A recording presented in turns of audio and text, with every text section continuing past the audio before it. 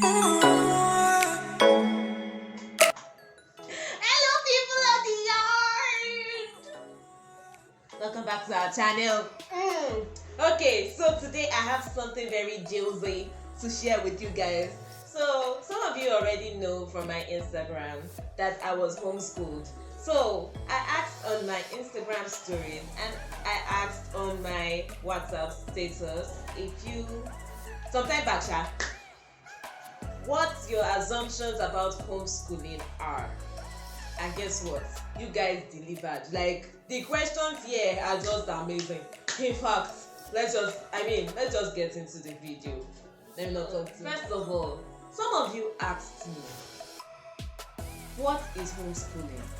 So the first thing is that homeschooling basically, in simple layman terms, is teaching your children at home. The cocoa is that your children are at home and they are doing school only at home. So now, how did I get to be homeschooled? Well, both my parents are missionaries, and when they started their mission work,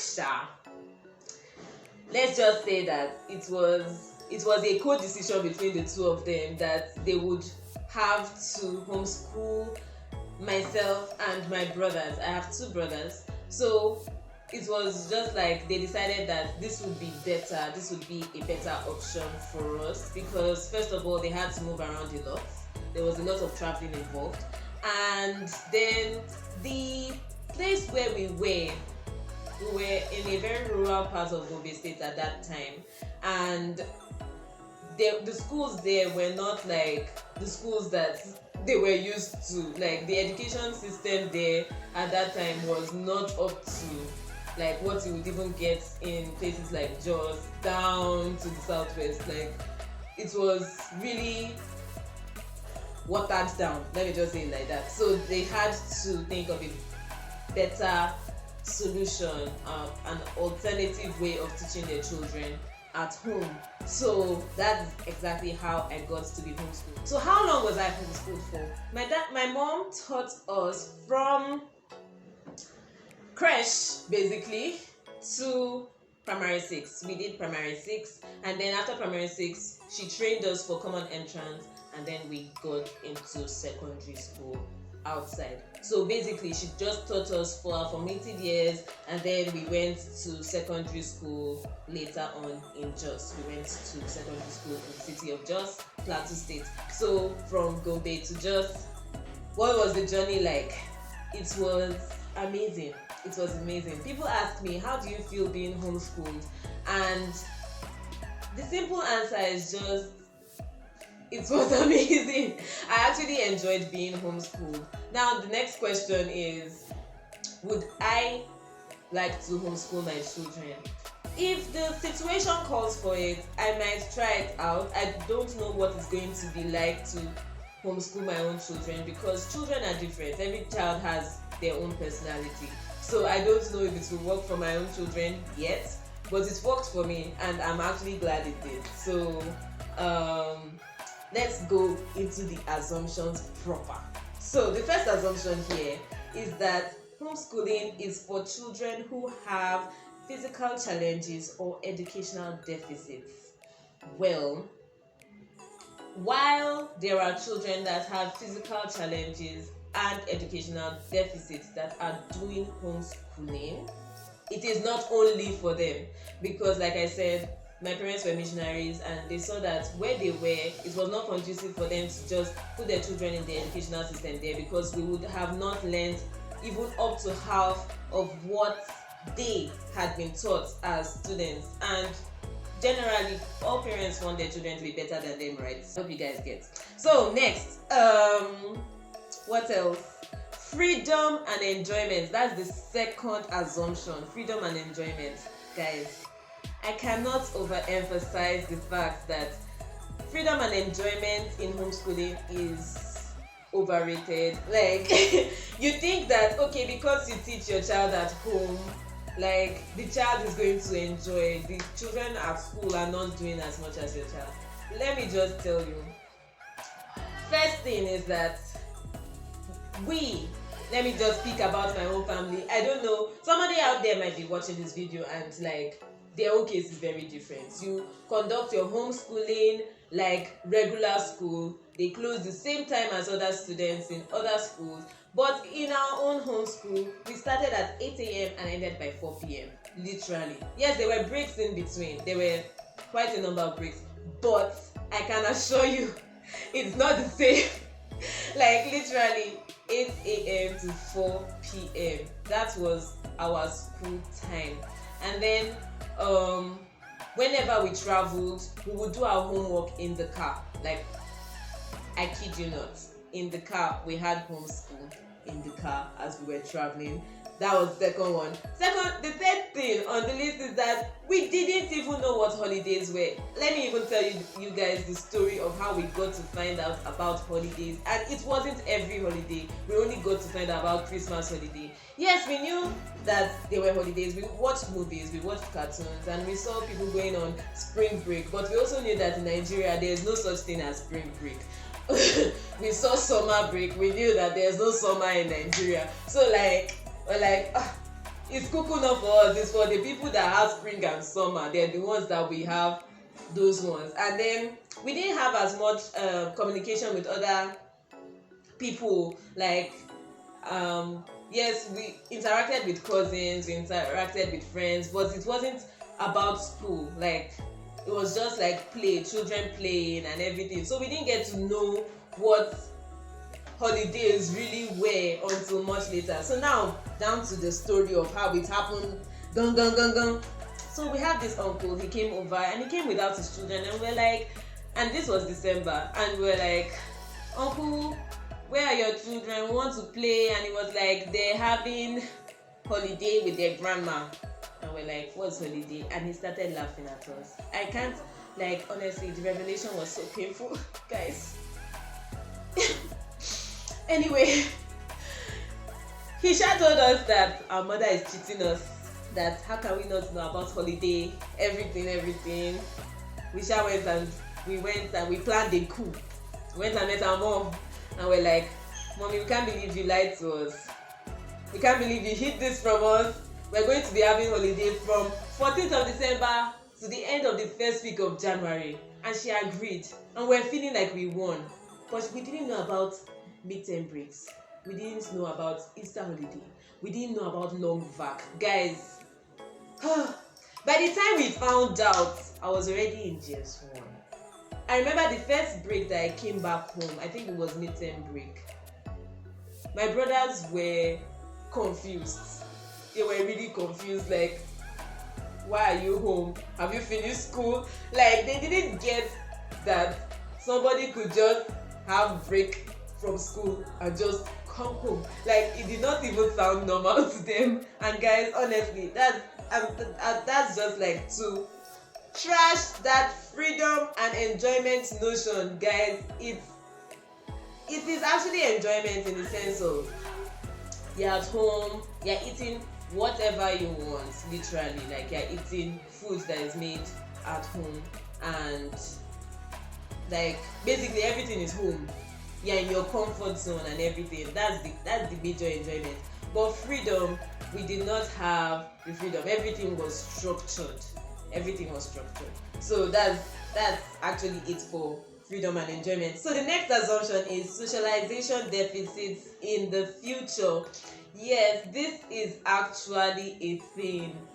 Most people that are homeschooled don't get the opportunity to interact with people outside as much as the regular child that goes to school every day. If you go to school every day, like with other people, more than just your brothers, you get to know how other people think a little earlier than the child that goes to homeschool and just sees their mother, their father, and two brothers, and the occasional friend that just comes over, from time to time. You don't get as much exposure.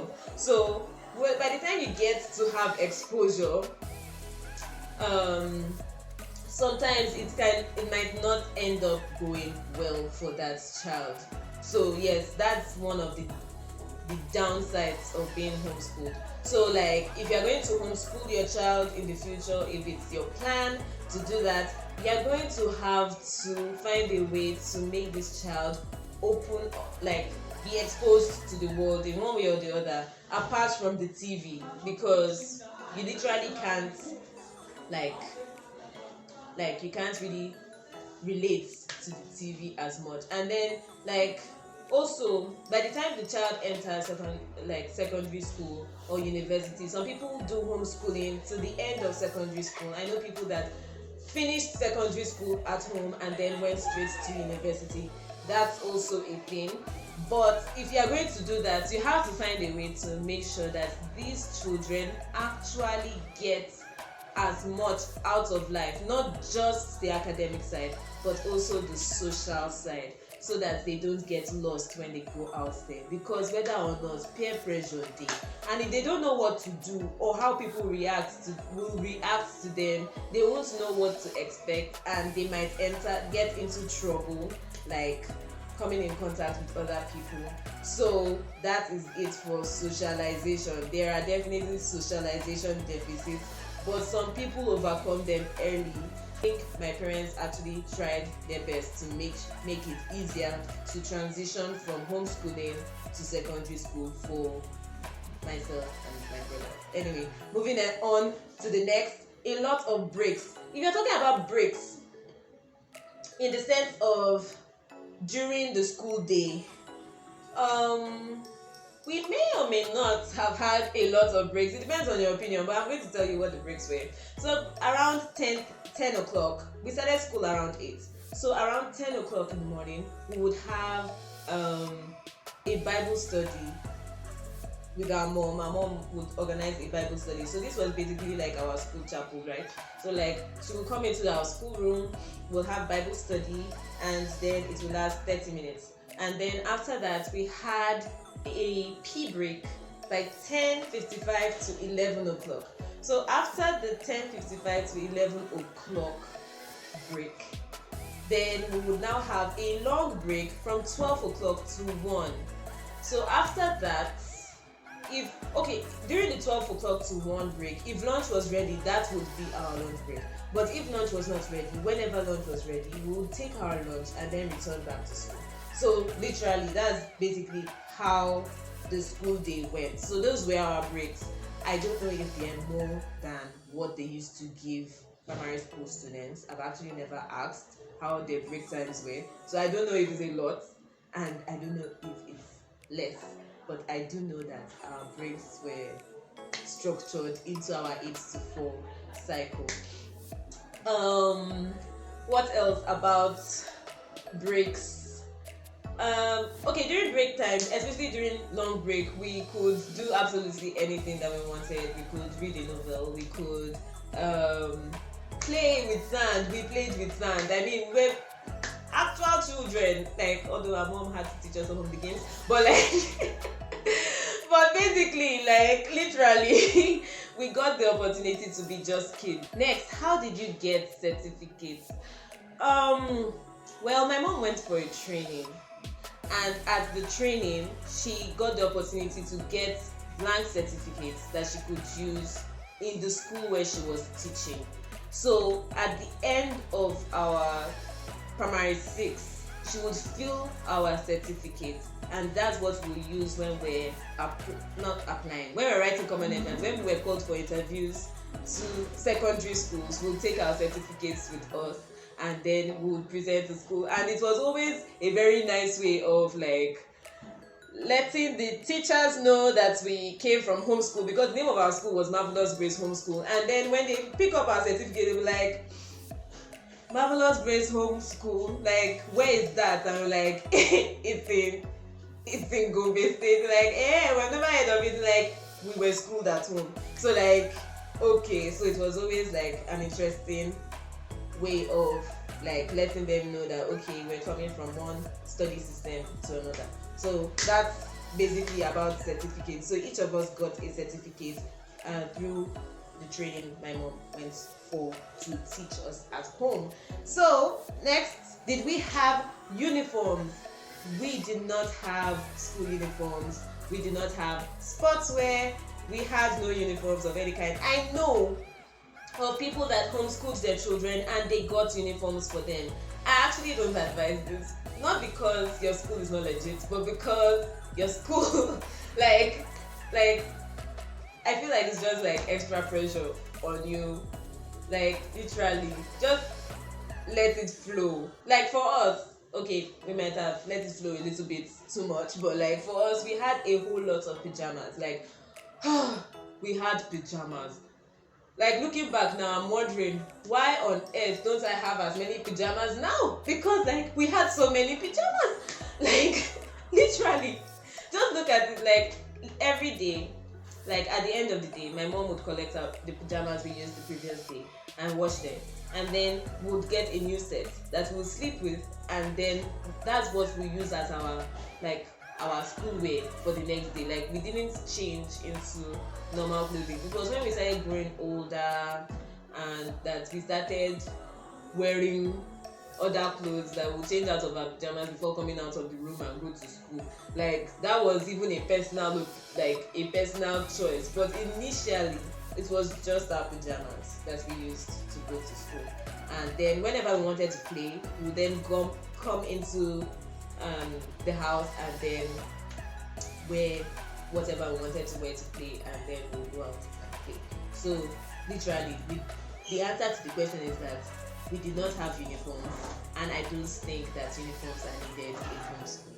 So only white people do it. That's the next assumption. As you can say, I'm not white. I'm not white. I am black. I'm Nigerian. In fact, although I'm like clear Nigerian, but like I'm Nigerian. That's the point of this thing. Okay, so like, and we did it, and everything is fine. So yes, and some of the other people that I'm putting out as examples, some of them are actually Nigerian too. So like, it's actually something that happens in our country too. People are being homeschooled. It might not be like broadcasted, but people are being homeschooled. Then only rich people can afford it. I think this statement can only be true if you're hiring teachers to teach your children at home. Do you get? So literally, like, if you're hiring teachers, you're hiring one teacher to teach English, you're hiring another teacher to teach math, another teacher to teach science, another teacher to teach social studies, for instance, like that, you would spend more money than when you teach your children by yourself, which is basically what my mom did. Thank you, mommy. Thank you. She taught us everything by herself. So it was just her, and then daddy taught us music. Like, he taught us basically everything that we know in music. I'm so sorry, somebody just came in. Okay, so he taught us everything that we know in music, and mom taught us basically every other subject. And then anything that had to do with animal science, daddy taught us too. So thank you, mommy. Thank you, daddy. Thank you very much. We move. So it's not only rich people that can afford it. That's basically what I'm saying. Basically, the only thing my parents spent money on for homeschooling was textbooks. They got a whole lot of textbooks. Some of them were hand-me-downs from like American missionaries, like what they used to teach their children. They would hand over to us to use for our own school, especially if their children had passed that class. They would just send it over to us. The American missionaries that were in Gombe State that time, they used to send books to us. That was one. And like, those were the only books that we didn't have to buy, basically, like, because we had to use lantern, basically regular textbooks that people use in regular schools. We had to use them. And then, like, literally, we used a whole lot of curricula. We used different curricula for our schoolwork, but we made it. I mean, I think my parents actually tried, and I think we as students actually adhered to the instructions that we were instructed. Next, assumption here is it's about class or pride. Okay. Is homeschooling a discussion opener? Yes. But I don't know about pride though. I don't know about pride. Maybe some people they'll be like, like my schooling was better than everybody's school. I don't know. I don't know how pride actually enters it. I don't know what you could possibly be proud of. Like, yes, I'm proud of my mom for like taking a step like that and actually making it work. I'm proud of her for that. But like about class, like I'm higher than you. No, I don't think that comes with homeschooling. If it has come, if you know somebody that you came for, maybe you should tell me because Kuyemi. Anyway, next. Well, this one was not an assumption. It's more or less a question. Would I have preferred to go to regular school? No. And yes, I went to secondary school. And yes, initially I had a little trouble fitting in because of that socialization stuff. But like by the end of the first year, by the end of GS1, I was cool. I knew how to interact with people. Yes, I probably didn't know exactly what to say at the right time, but especially, let me not even say GS2. By GS3, I think I was fully like settled in the social circle of life. I don't know how to explain it, but like I was better for going to school at that time. But would I have preferred to go to regular school? No, looking back, I would actually, I believe that going to homeschool is part of my story and it's part of my journey. And I actually love that. And I actually love having this as a discussion opener.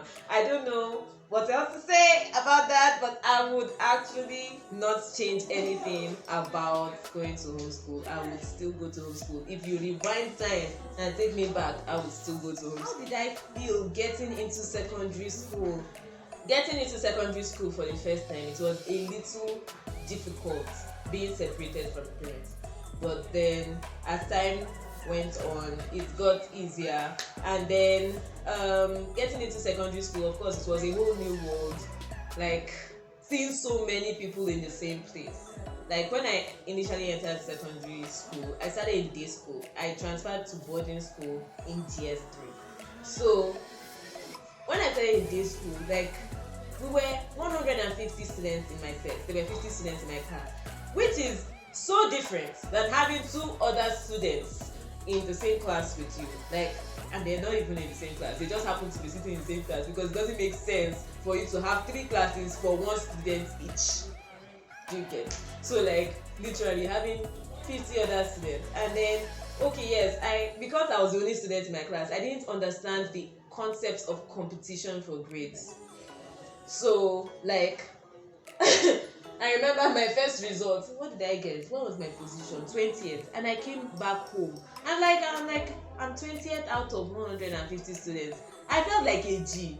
But I came back home and everybody was disappointed in me. I didn't get it. I was like, why on earth would you be disappointed in me? I mean, I am making grades.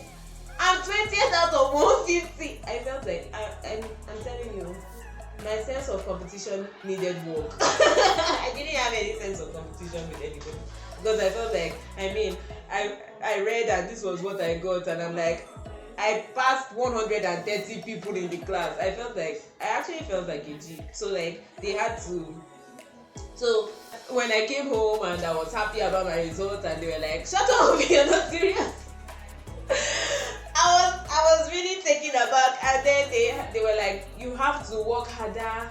Well, what did your friends get? At that time I didn't really have friends, so like I didn't get it. Well, I mean, if you want more on this topic and you want me to buttress certain facts, please let me know in the comment section. I would really love to hear what you want to know.